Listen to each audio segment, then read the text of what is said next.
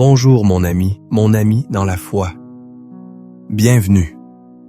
Je vous accueille non pas dans une simple vidéo, mais dans un sanctuaire numérique, un espace sacré mis à part pour une rencontre divine.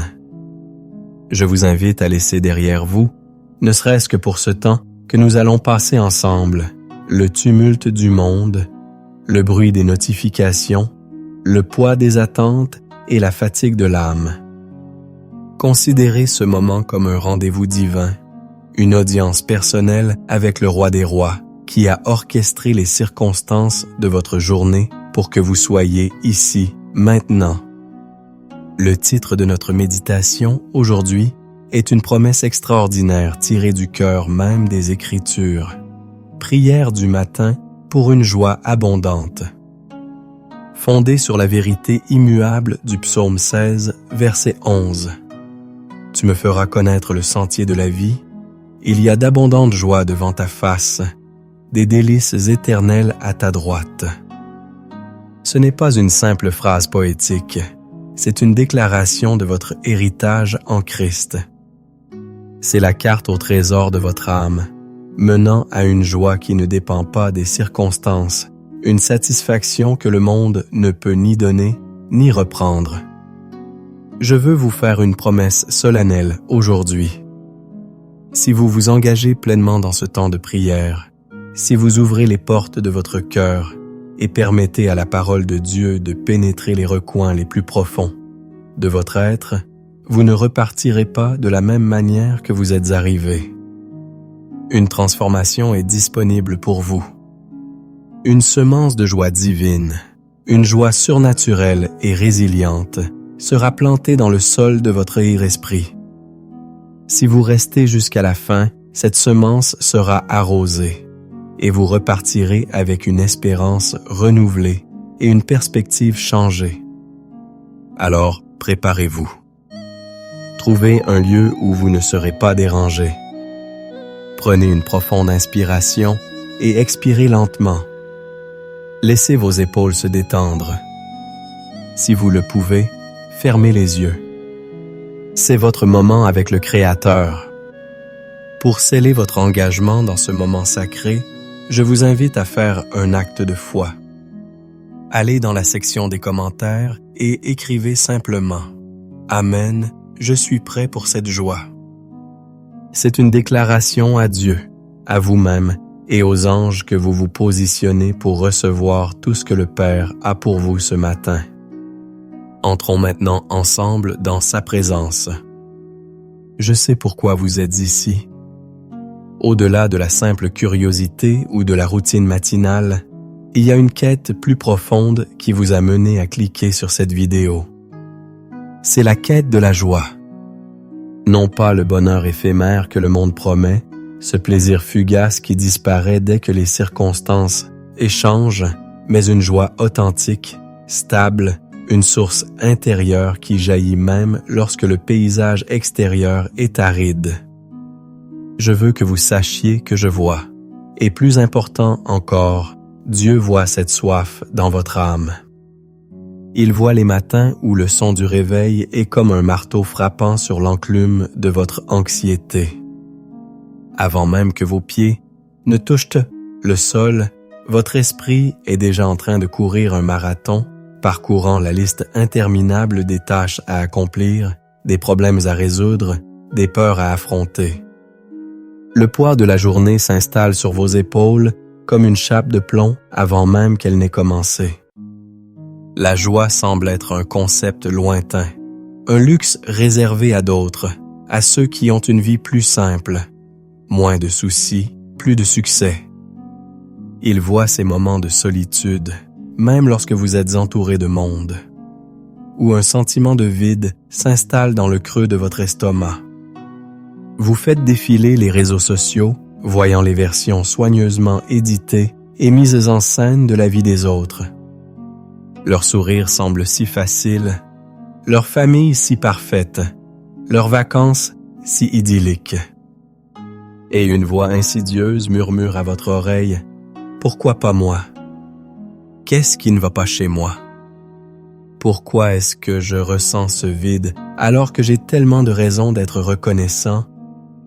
Cette comparaison est un poison subtil, un voleur de joie qui vous laisse avec un sentiment d'inadéquation et d'amertume. Dieu connaît l'origine de cette brèche par laquelle votre joie s'échappe. Peut-être vient-elle de votre passé, des échos de paroles blessantes prononcées sur vous il y a des années, des étiquettes que l'on vous a collées et que vous avez fini par accepter comme votre identité. Tu n'es pas assez bon. Tu n'y arriveras jamais. Tu finis toujours par tout gâcher. Ces mensonges sont devenus des forteresses dans votre pensée, des filtres sombres à travers lesquels vous percevez le monde et vous-même.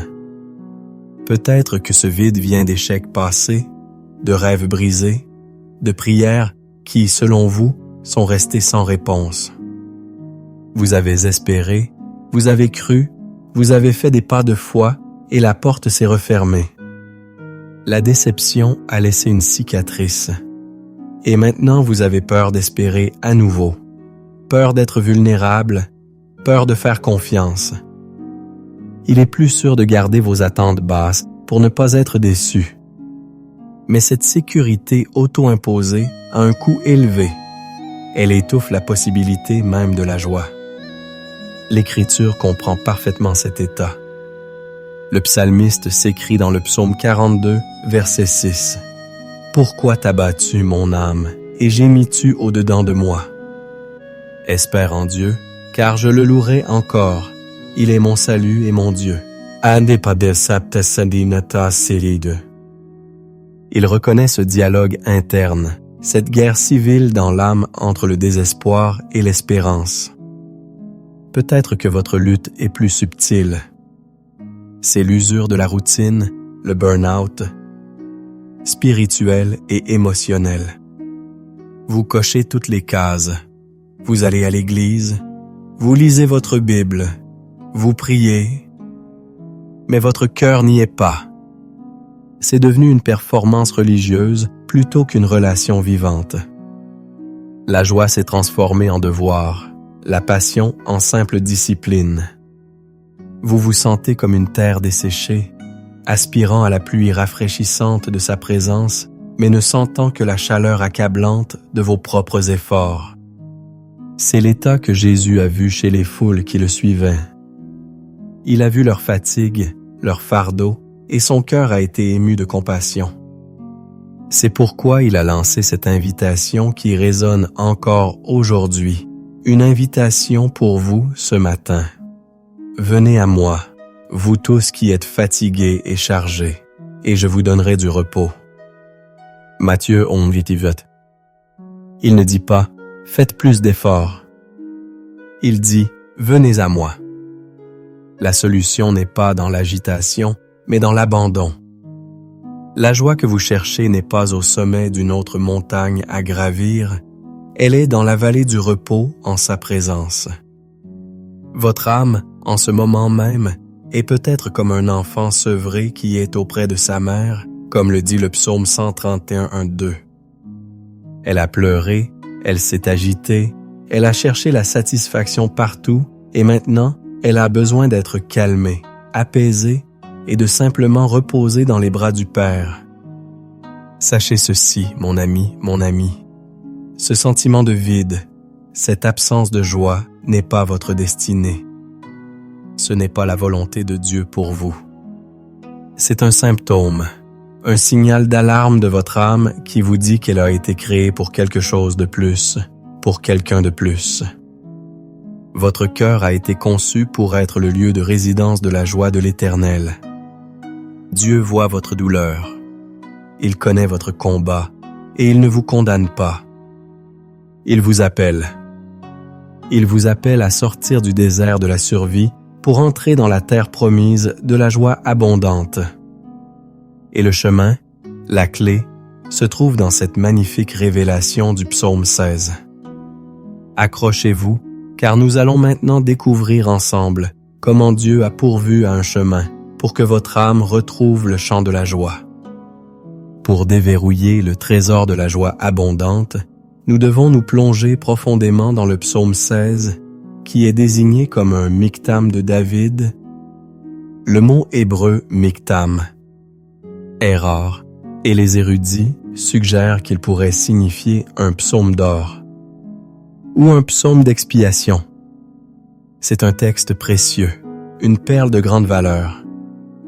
Comprenez le contexte. David, le roi guerrier, n'écrit pas depuis un palais confortable et sécurisé.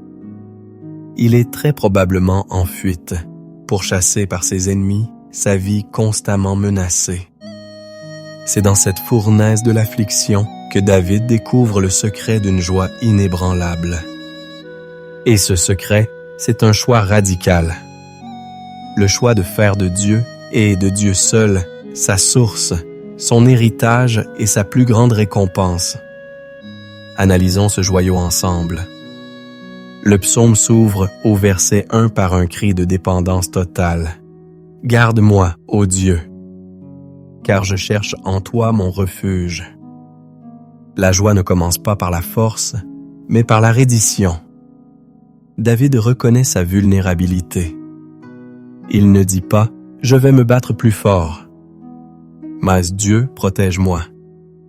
Le premier pas vers la joie est de cesser de chercher refuge dans notre propre intelligence, nos finances, nos relations ou notre statut, et de courir vers Dieu comme notre seule forteresse sécurisée.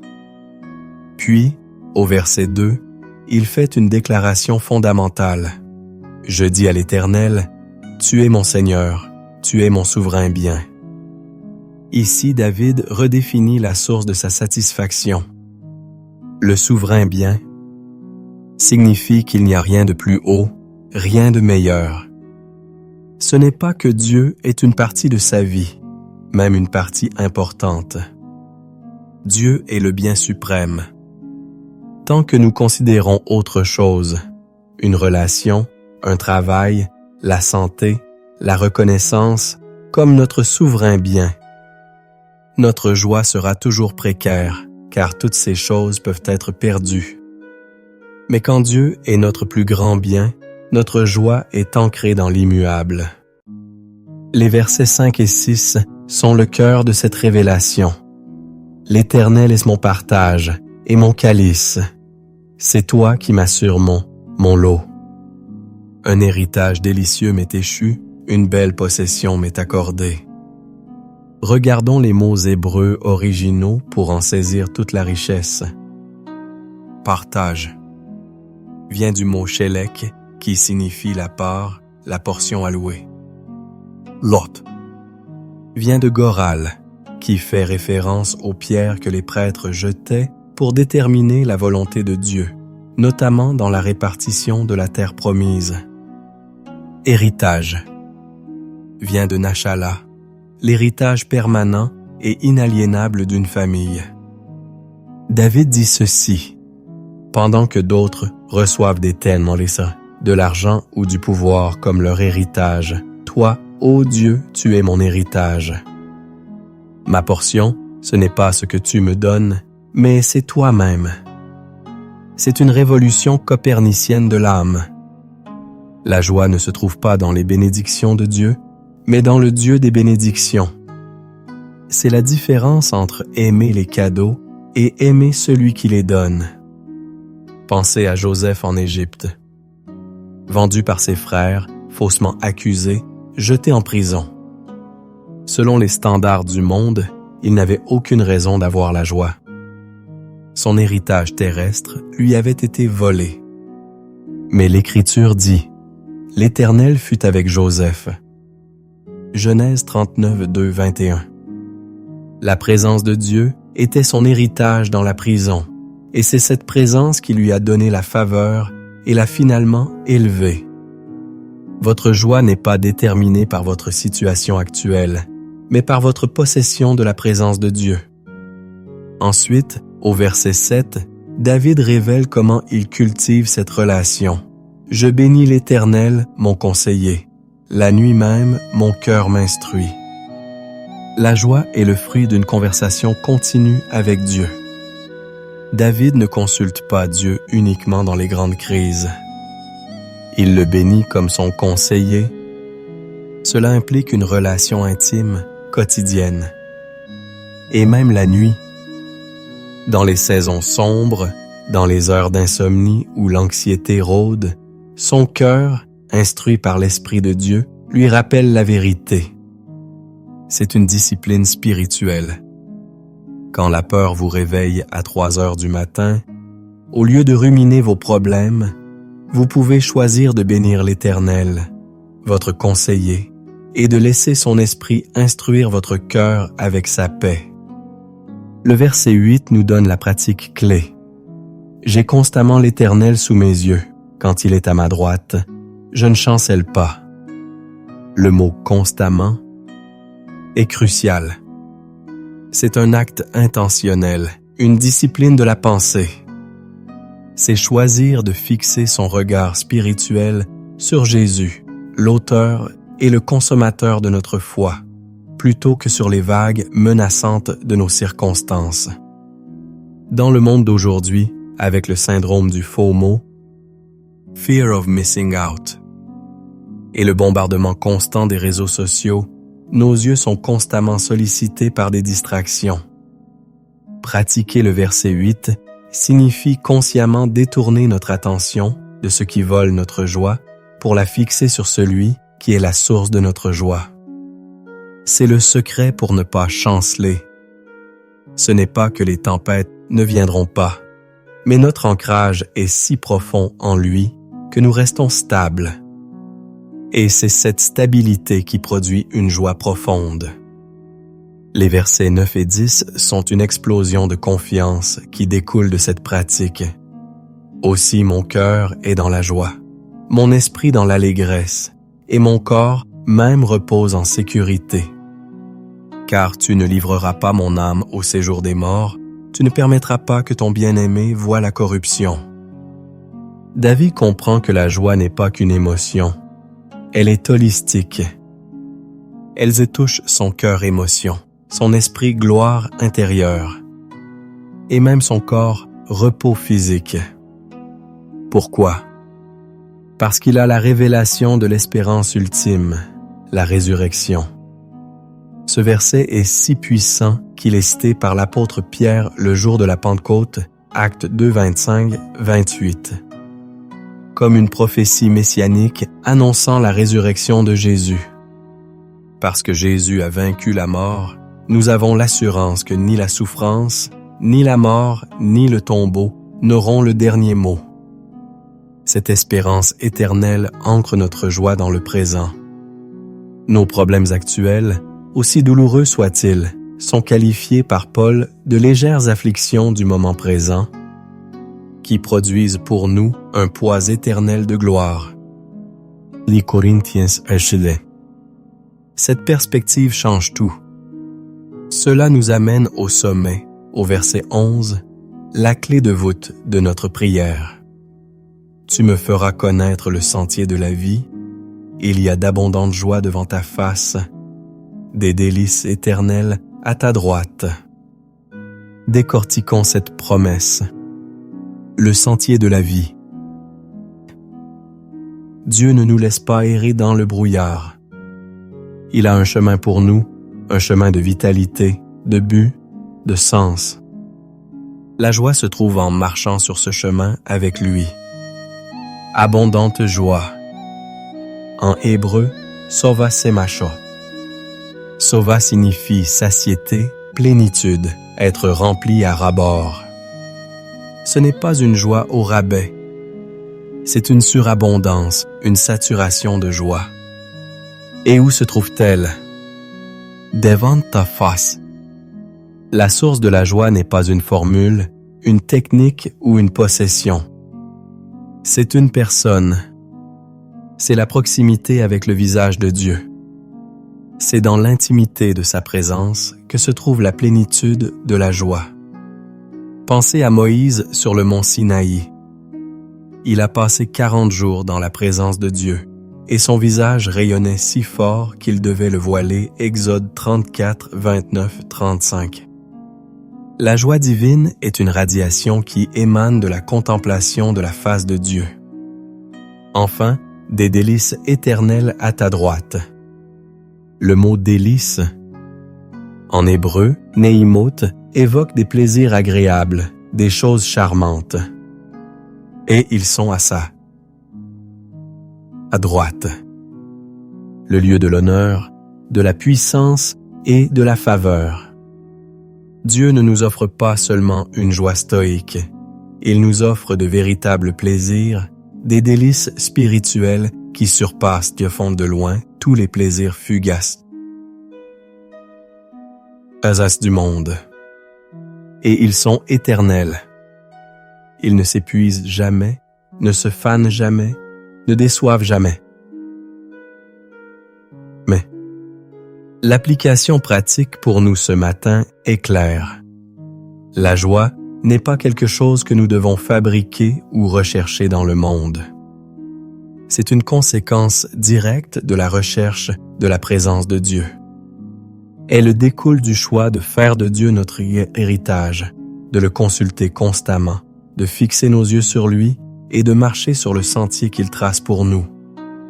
C'est un fruit de l'esprit qui mûrit dans le jardin d'un cœur qui demeure en lui. Maintenant que nous avons compris cette vérité théologique profonde, préparons nos cœurs à entrer dans la prière pour nous l'approprier personnellement. Maintenant, mon ami, nous allons passer de l'instruction à l'intercession, de l'écoute à la rencontre. La connaissance intellectuelle de la vérité est essentielle, mais elle doit descendre de notre tête à notre cœur pour produire une véritable transformation.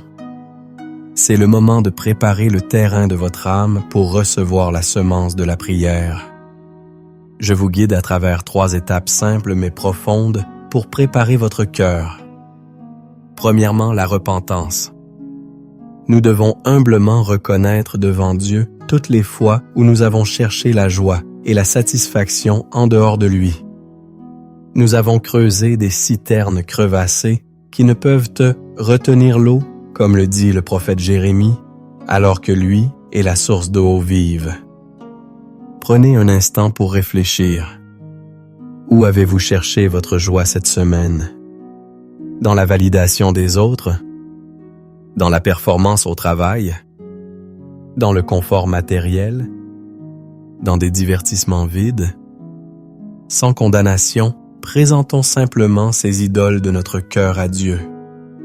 La Bible nous assure dans 1 Jean 1:9, « Si nous confessons nos péchés, il est fidèle et juste pour nous les pardonner et pour nous purifier de toute iniquité. » Alors, dans le silence de votre cœur, dites simplement, « Père, pardonne-moi d'avoir cherché la joie là où elle ne se trouve pas. » Deuxièmement, le pardon. Le manque de pardon est un poison qui étouffe la joie. La rancune, l'amertume, la colère non résolue sont des chaînes lourdes qui nous ancrent dans le passé et nous empêchent d'avancer sur le sentier de la vie. Jésus a été très clair dans Matthieu 6:15. « Mais si vous ne pardonnez pas aux hommes, votre Père ne vous pardonnera pas non plus vos offenses. » Pardonner ne signifiait pas excuser le mal qui a été fait. Cela signifie libérer la personne de la dette qu'elle vous doit et vous libérer vous-même du fardeau de la porter. Y a-t-il quelqu'un que vous devez pardonner aujourd'hui? Prenez la décision, par la foi, de relâcher cette personne entre les mains de Dieu. Laissez le juge juste s'en occuper. Troisièmement, la consécration. Il s'agit de présenter votre cœur à Dieu comme un vase vide, prêt à être rempli. Dites-lui, « Seigneur, je te donne mon vide, ma tristesse, mon anxiété. Je te donne ma fatigue. Je ne peux pas produire la joie par mes propres forces. Je m'abandonne à toi. Remplis-moi de ta présence, qui est la plénitude de la joie. » La prière efficace du juste a une grande puissance, nous dit Jacques 5:16. En purifiant ainsi nos cœurs, nous nous positionnons pour prier avec efficacité et pour recevoir pleinement ce que Dieu a pour nous. Votre cœur est maintenant préparé. Entrons avec audace et confiance dans le lieu très saint par le sang de Jésus. Prions ensemble. Père éternel, Dieu Tout-Puissant, Créateur du ciel et de la terre, nous venons devant ton trône de grâce en ce matin, non pas en vertu de notre propre justice, mais au nom puissant et glorieux de ton Fils, Jésus-Christ. Nous nous prosternons devant toi dans l'adoration et la révérence. Tu es saint, saint, saint, l'Éternel des armées. Toute la terre est pleine de ta gloire. Nous nous joignons au chœur des anges et des anciens pour déclarer que tu es digne, ô Seigneur, de recevoir la gloire, l'honneur et la puissance. Ce matin, nous te bénissons et nous te magnifions en utilisant les noms que ton serviteur David a découverts dans l'intimité avec toi. Nous proclamons que tu es notre refuge, notre tour forte, notre abri sûr au milieu des tempêtes de la vie. Quand les vents de l'adversité soufflent, nous courons vers toi et nous trouvons la sécurité. Nous te déclarons, ô Dieu, comme notre Seigneur, Adonai, le Maître et le Souverain de nos vies. Nous nous soumettons à ton autorité bienveillante, sachant que tes plans pour nous sont des plans de paix et non de malheur. Tu es notre souverain bien, le trésor le plus précieux de notre âme, la perle de grand prix pour laquelle nous vendrions tout le reste. Rien dans ce monde ne peut se comparer à la beauté de ta personne et à la douceur de ta communion. Nous te célébrons comme notre partage et notre calice, notre héritage délicieux. Tu es la portion qui satisfait pleinement notre âme. Tu es la coupe qui déborde de bénédictions. Tu es plus précieux que l'or, plus désirable que les richesses, plus satisfaisant que tous les plaisirs terrestres. Tu es notre conseiller admirable, la sagesse infinie qui guide nos pas. Tu illumines notre intelligence, tu instruis notre cœur même pendant la nuit. Nous nous appuyons non sur notre propre compréhension, mais sur ta direction infaillible. Tu es la lumière de notre vie, celui qui nous fait connaître le sentier de la vie. En toi, il n'y a pas de ténèbres. Tu es la source de toute joie, la fontaine de tous les délices. Nous t'adorons, Père, Fils et Saint-Esprit. Père de miséricorde, nous nous tenons devant toi avec des cœurs humbles et repentants. Nous confessons que nous avons si souvent cherché la joie en dehors de ta présence. Pardonne-nous, Seigneur. Nous avons cherché la satisfaction dans la réussite professionnelle, dans l'accumulation de biens matériels, dans la reconnaissance des hommes. Nous avons cherché à étancher notre soif avec les eaux troubles de ce monde, et nous nous sommes retrouvés vides, fatigués et déçus. Pardonne-nous d'avoir permis à l'anxiété de dominer nos pensées, d'avoir laissé la peur dicter nos décisions et d'avoir laissé la tristesse voler notre chant. Nous confessons les moments où nous avons murmuré et nous nous sommes plaints, oubliant ta fidélité passée et tes promesses pour notre avenir. Pardonne-nous pour la comparaison, pour l'envie, pour avoir regardé la vie des autres avec amertume au lieu de cultiver la gratitude pour la belle possession que tu nous as donnée. Nous déposons à tes pieds le fardeau de nos échecs, le poids de nos regrets, la douleur de nos blessures. Nous te remettons le vide que nous ressentons, cette solitude profonde que rien ne semble pouvoir combler. Nous choisissons de pardonner à ceux qui nous ont offensés. Nous les relâchons entre tes mains et nous te demandons de nous libérer de toute racine d'amertume. Lave-nous, purifie-nous par le sang précieux de Jésus. Crée en nous un cœur pur, ô Dieu, et renouvelle en nous un esprit bien disposé. Nous nous abandonnons entièrement à toi ce matin, corps, âme et esprit. Prends nos vies, elles sont à toi. Maintenant, Père, sur la base de ta parole infaillible, nous passons de la confession à la proclamation. Nous nous approprions par la foi les promesses du psaume 16. Je déclare au nom de Jésus, tu es mon refuge, ô Dieu, et je me confie en toi. Je déclare que tu es mon Seigneur et mon souverain bien. En dehors de toi, je n'ai pas de bonheur. Je proclame que l'Éternel est mon partage et mon calice. C'est toi qui assures mon lot. J'ai un héritage délicieux. Une belle possession m'est accordée en Christ Jésus.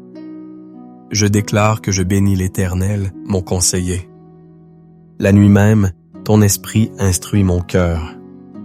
Je prends la décision aujourd'hui de te garder constamment sous mes yeux. Parce que tu es à ma droite, je ne chancellerai pas. C'est pourquoi mon cœur est dans la joie, mon esprit est dans l'allégresse, et mon corps même repose en sécurité. Je déclare par la foi que tu ne livreras pas mon âme au séjour des morts, car Jésus a vaincu la mort pour moi. Tu me feras connaître le sentier de la vie. Je reçois cette promesse maintenant. Je crois et je déclare qu'il y a d'abondantes joies devant ta face. Je choisis de me tenir dans ta présence, car c'est là que se trouve la plénitude de la joie. Je crois et je déclare qu'il y a des délices éternelles à ta droite. Je reçois ces plaisirs divins, cette satisfaction profonde qui vient de toi seul.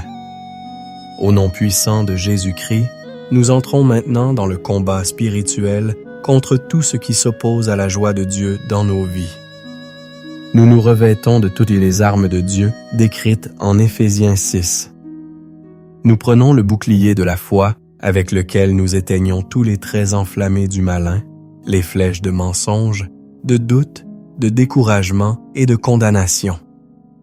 Nous déclarons qu'aucune arme forgée contre nous ne prospérera, et toute langue qui se lèvera en justice contre nous, nous la condamnerons, car tel est notre héritage en tant que serviteurs de l'Éternel. Ésaïe 54, 17. Nous renversons les forteresses de pensées négatives, les schémas de pensée pessimistes, les mentalités de victimes. En vertu de l'autorité que nous avons en Christ, nous amenons toute pensée captive à l'obéissance de Christ. 2 Corinthiens 10, 5. Nous brisons tout accord que nous avons fait consciemment ou inconsciemment avec l'esprit de tristesse, de dépression, d'anxiété ou de désespoir. Nous renonçons à ces esprits et nous leur ordonnons de nous quitter maintenant au nom de Jésus.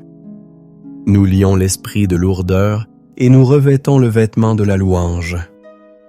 Nous fermons toutes les portes par lesquelles l'ennemi a pu entrer pour voler notre joie. Le péché non confessé, le manque de pardon, les paroles négatives que nous avons prononcées sur nous-mêmes. Nous les couvrons par le sang de Jésus et nous scellons ces portes. Nous déclarons que notre esprit appartient à Dieu, notre âme appartient à Dieu, notre corps est le temple du Saint-Esprit.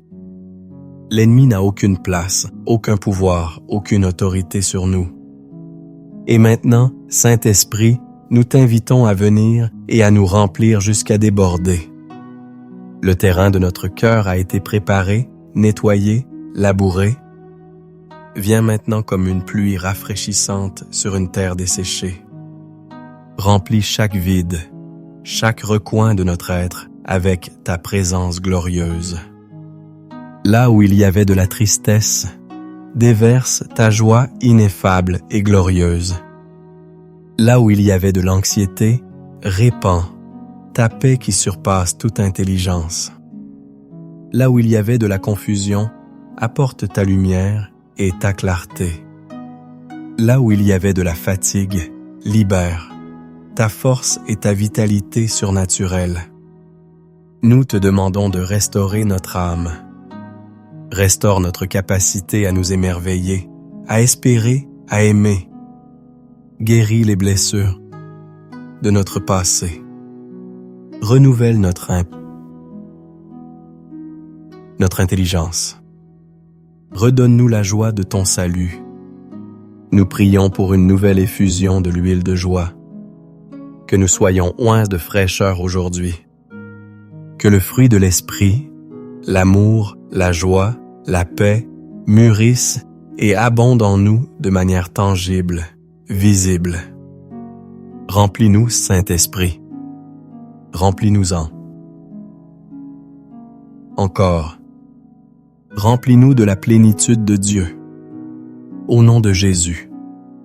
Amen. Maintenant, restez un instant dans le silence. Ne vous précipitez pas pour passer à autre chose. Le moment le plus important de la prière est souvent celui qui suit nos paroles, lorsque nous nous taisons pour écouter sa réponse. Prenez une profonde inspiration, recevant sa présence, son amour, sa joie. Expirez lentement, relâchant toute tension, toute résistance, tout souci. Soyez simplement là, en sa présence. Comme un enfant sevré qui repose tranquillement sur le sein de sa mère. Il n'y a rien à faire, rien à prouver. Juste être. Et écouter. Qu'est-ce que le Saint-Esprit murmure à votre cœur en ce moment? Quelle parole d'encouragement, quelle image, quelle promesse dépose-t-il dans votre esprit? Recevez-la. Dieu parle à ton cœur. Il t'aime. Il est avec toi. Il est pour toi. Et maintenant, en tant que serviteur de Dieu, je veux libérer sur vous une parole prophétique et une bénédiction. Je ne parle pas de ma propre autorité, mais sur la base de la parole immuable de Dieu. Recevez ces déclarations par la foi. Je déclare sur votre vie spirituelle que vous êtes une brebis de son pâturage et que vous entendez sa voix. La voix d'un étranger, vous ne la suivrez point. Dieu aiguise votre discernement spirituel et vous conduit sur le sentier de la vie. J'en dis, monsieur. Je déclare sur votre santé physique et émotionnelle que par les meurtrissures de Jésus, vous avez été guéris. Je libère la puissance de guérison de Dieu sur votre corps, de la tête aux pieds. Je commande à toute maladie, toute infirmité, toute douleur de quitter votre corps au nom de Jésus. Je libère la paix de Dieu sur votre esprit et la force de Dieu dans votre âme. Ésaïe 53. Je déclare sur vos finances que vous êtes bénis pour être une bénédiction. L'Éternel ouvrira pour vous son bon trésor, le ciel, pour envoyer la pluie sur votre pays en sa saison et pour bénir tout le travail de vos mains. Vous prêterez à beaucoup de nations et vous n'emprunterez point. Dieu vous donne la sagesse pour gérer les ressources qu'il vous confie et il pourvoit à tous vos besoins selon sa richesse avec gloire en Jésus-Christ. Deutéronome 28, 13. Je déclare sur votre famille que tous vos enfants seront disciples de l'Éternel et grande sera la prospérité de vos enfants. Je déclare que votre foyer sera un havre de paix, d'amour et de joie. Je brise toute malédiction générationnelle et je libère la bénédiction d'Abraham sur votre lignée. Ésaïe 54. Je déclare sur votre destinée et votre appel que vous êtes l'ouvrage de Dieu, créé en Jésus-Christ pour de bonnes œuvres que Dieu a préparées d'avance afin que vous les pratiquiez. Dieu aligne les circonstances, ouvre les bonnes portes et vous connecte aux bonnes personnes pour que vous accomplissiez le but pour lequel il vous a créé. Votre vie a un sens et un impact éternel. Éphésiens 2:10. Je déclare sur votre quotidien une protection divine. L'Éternel gardera votre départ et votre arrivée, dès maintenant et à jamais. L'ange de l'Éternel campe autour de vous et vous arrache au danger. Aucun mal ne vous arrivera, aucun fléau n'approchera de votre tente. Psaume soir. Et par-dessus tout, je déclare sur vous une abondance de joie et de paix. Que le Dieu de l'espérance vous remplisse de toute joie et de toute paix dans la foi, pour que vous abondiez en espérance par la puissance du Saint-Esprit. Romains 15:13. Et maintenant, recevez la bénédiction sacerdotale d'Aaron. Que l'Éternel te bénisse et qu'il te garde. Que l'Éternel fasse luire sa face sur toi et qu'il t'accorde sa grâce. Que l'Éternel tourne sa face vers toi et qu'il te donne la paix. Nombres 6:24-26. Au nom du Père, du Fils et du Saint-Esprit. Amen.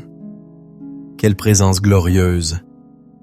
Prenez un instant pour respirer et laissez cette vérité s'imprégner dans votre esprit après. La promesse du psaume 16:11 n'est pas un vœu pieux, c'est votre réalité accessible en Christ. La plénitude de la joie n'est pas une destination lointaine, c'est le climat naturel de la présence de Dieu. Ne laissez pas cette expérience n'être qu'un moment isolé. La clé est de cultiver cette présence chaque jour. La joie n'est pas un sentiment que l'on trouve par hasard, c'est un fruit que l'on cultive intentionnellement. Je vous encourage à revenir à cette prière chaque matin pendant les 7 prochains jours. Faites-en le fondement de votre journée. Avant de consulter votre téléphone, consultez le roi. Laissez sa présence définir l'atmosphère de votre journée avant que le monde n'ait une chance de le faire. Vous verrez une transformation s'opérer en vous. Si ce temps de prière a touché votre cœur, si vous avez ressenti la présence de Dieu, je vous invite à le faire savoir. Cliquez sur le bouton « J'aime » pour que d'autres personnes en quête de joie puissent trouver cette vidéo plus facilement.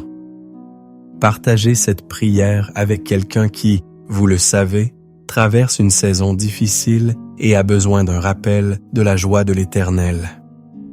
Votre partage pourrait être la réponse à la prière de quelqu'un. Et si ce n'est pas déjà fait, abonnez-vous à notre chaîne pour ne manquer aucun de nos futurs temps de prière et d'enseignement. Nous sommes une communauté qui cherche à approfondir sa relation avec Dieu ensemble. Enfin, pour continuer à cultiver cette atmosphère de prière, je vous recommande notre playlist de prière matinale. Vous la trouverez à l'écran ou dans la description. Que la joie du Seigneur soit votre force aujourd'hui et toujours. Allez dans la paix et la joie de Christ. Amen.